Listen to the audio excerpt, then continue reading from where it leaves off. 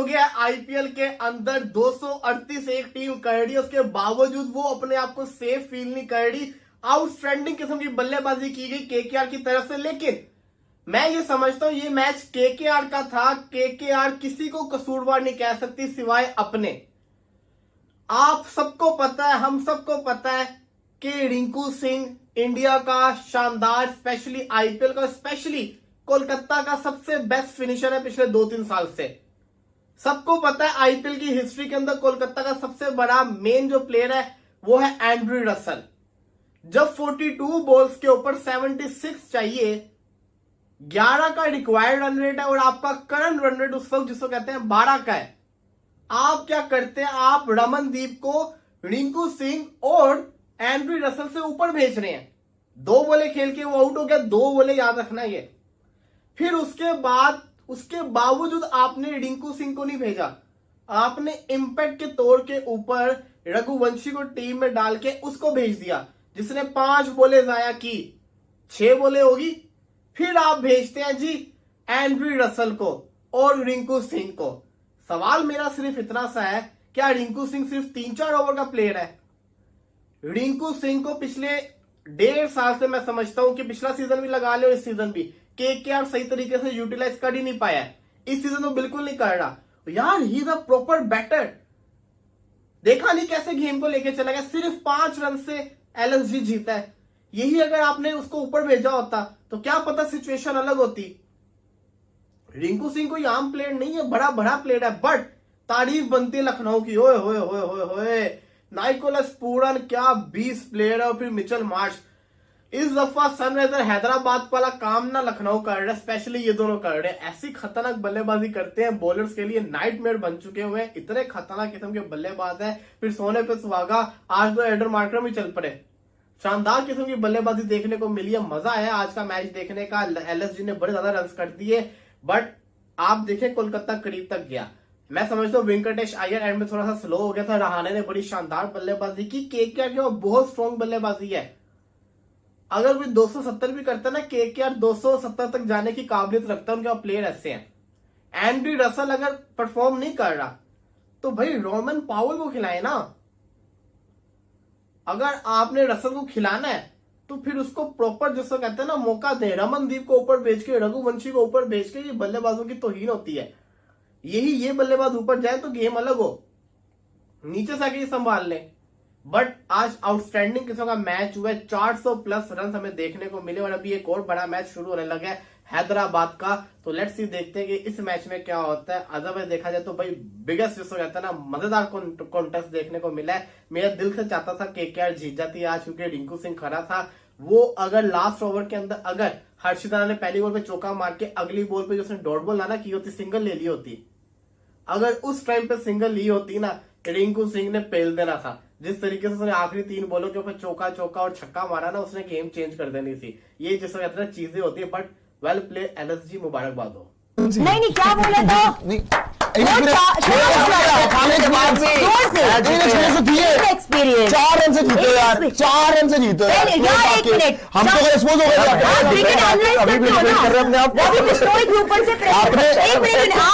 चलिए बोले ठीक है। जब आप 4 रन की जीत कह रहे हो, आखिरी की 3 बॉल्स में रवि बिश्नोई पूरी टीम को वहां बड़े बॉल के ऊपर दिख रहा हो कितने रन चाहिए।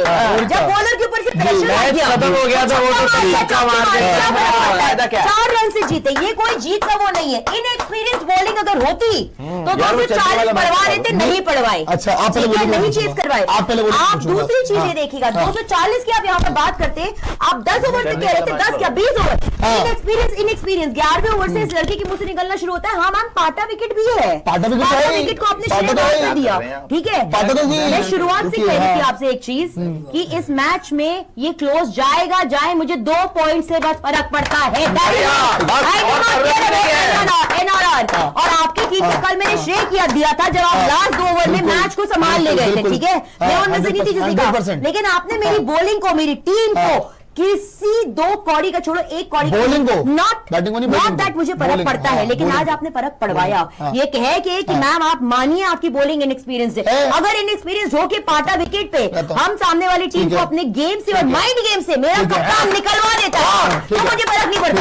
मुझे नहीं फर्क पड़ता ये आईपीएल है, ये कोई टीम सॉरी यहाँ पे टेस्ट क्रिकेट नहीं चल रहा है कि मैं बैठ के देखूं कौन सा ओवर कौन सा बॉलर पिटा।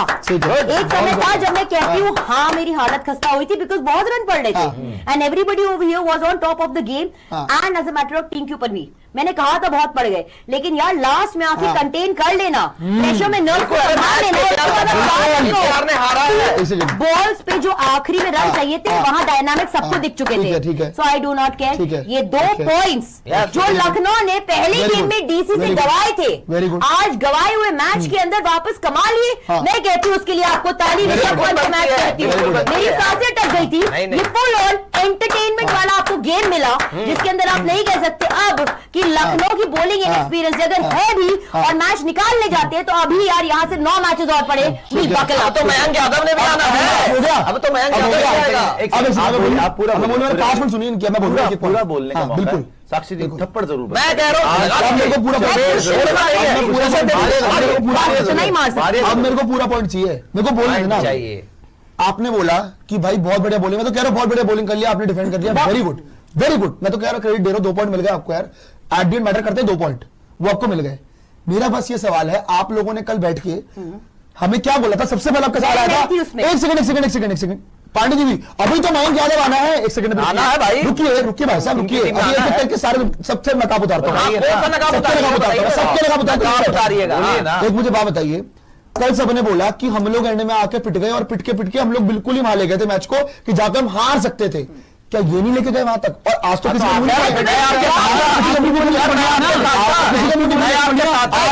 नहीं खुले, मुझे मत बोलिए,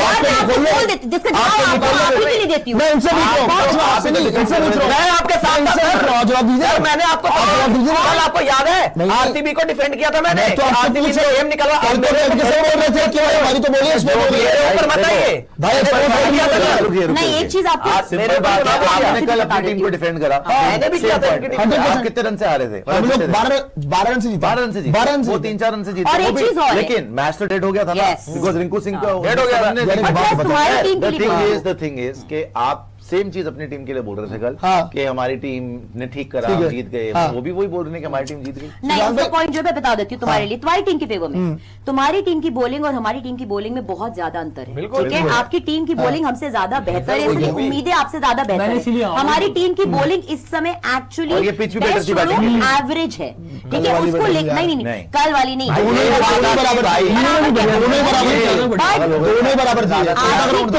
बॉलिंग क्योंकि बहुत बेहतर है उनसे उम्मीदें ज्यादा रखी गई, ठीक है? उस पॉइंट पे ये बात रखी थी। हमारी टीम की बॉलिंग एक्चुअली इस समय एवरीवेयर है, we are trying to make do with whatever we have, और उसको राइट ऑफ कर दिया गया है। तो then to be able to somewhere just be the saving grace कि आप 2 अंक कमा ले लास्ट में नर्व होल्ड करके, ज्यादा मैटर कर जाते हैं यार। आपसे उम्मीदें रखी जा रही है, उम्मीदों की बात है ना। हमारे रन चलो हमारे तो 222 है ना, यही था हमारा टारगेट। आज टारगेट था बोर्ड पे 239, 15-16 रन का डिफरेंस बहुत बड़ा डिफरेंस होता है, कोई छोटा बड़ा डिफरेंस नहीं होता। 15-16 कहां से हो? 15-16 रन ही तो हुआ यार, 222 239। अबे विकेट भी अलग थी भाई, एक सेकंड भाई मेरे, मैं 100% कह सकता हूँ कल और आज वाली विकेट मेरे को तो सेम ही लगी।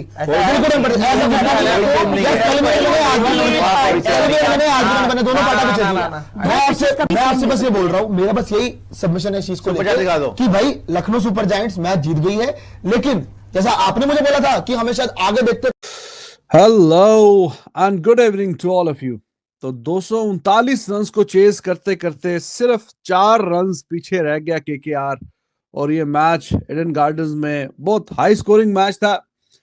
KKR I think they must be feeling they missed opportunity to chase this down, और बीच में जो मोमेंटम थोड़ा सा स्लो डाउन किया है वो वेंकटेश अय्यर की वजह से।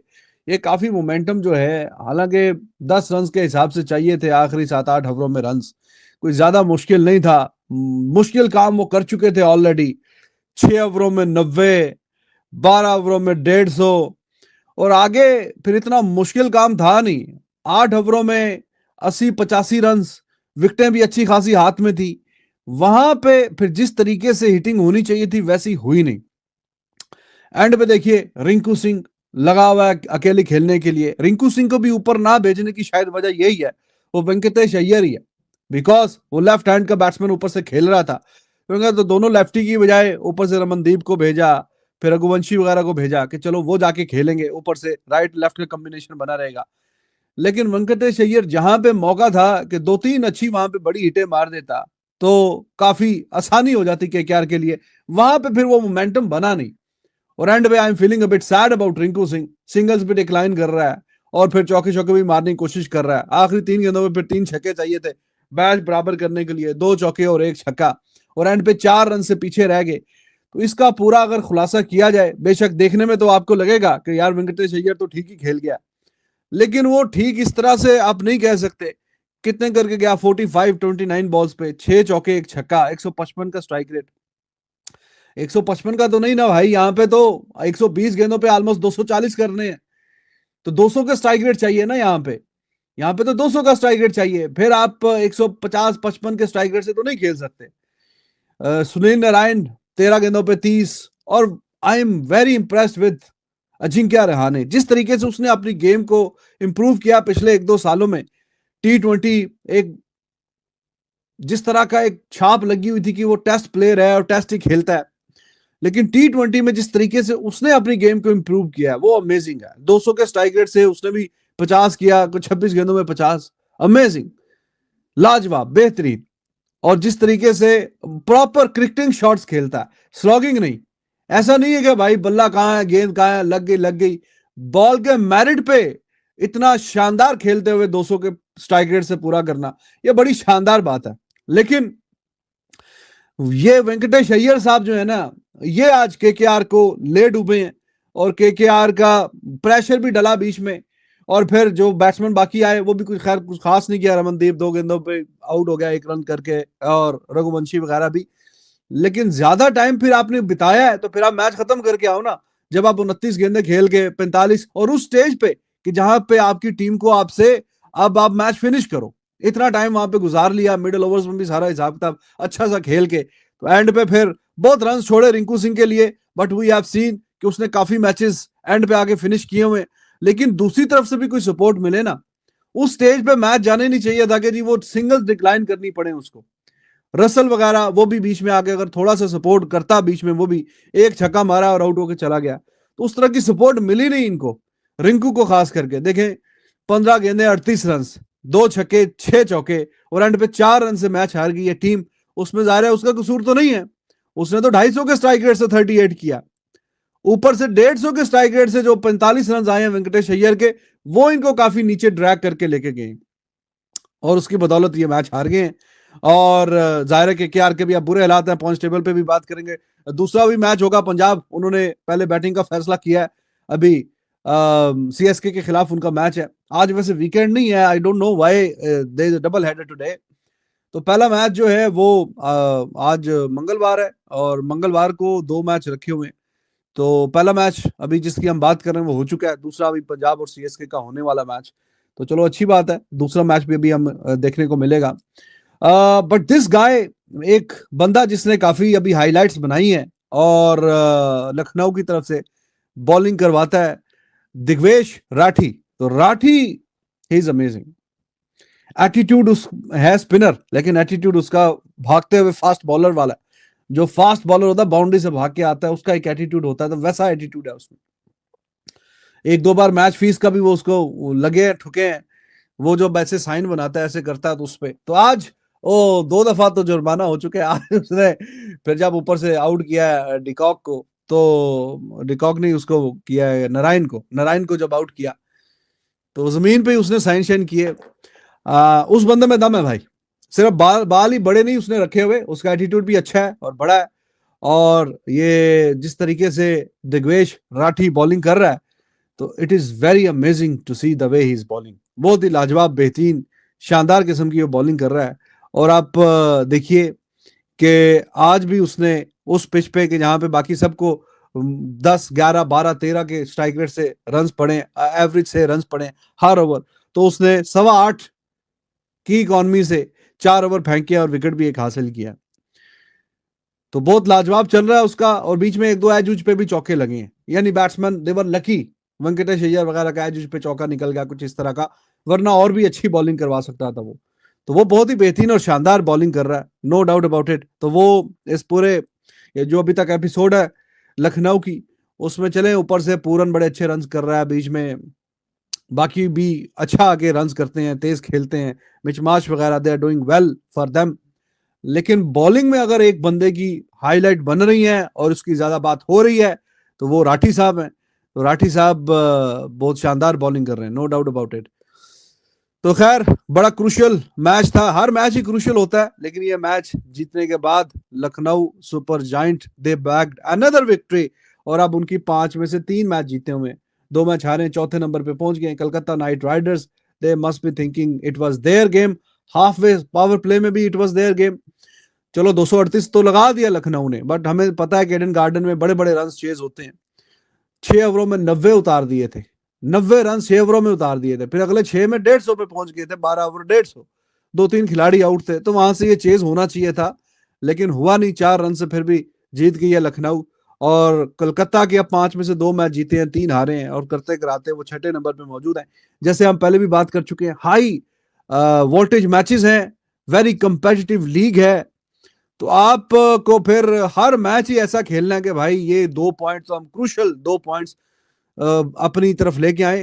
तो captain of Lucknow super giant Rishabh Pant, he must be a relieved man, क्योंकि 6 ओवरों पे 90, फिर 150 12 ओवरों में हो गया, और उसके बाद से ये फिर मैच बचाने में कामयाब हो गए 4 रन से। तो Rishabh Pant, he must be saying okay यार, शुक्र है कि हम ये मैच जीते और अब आगे जाएंगे।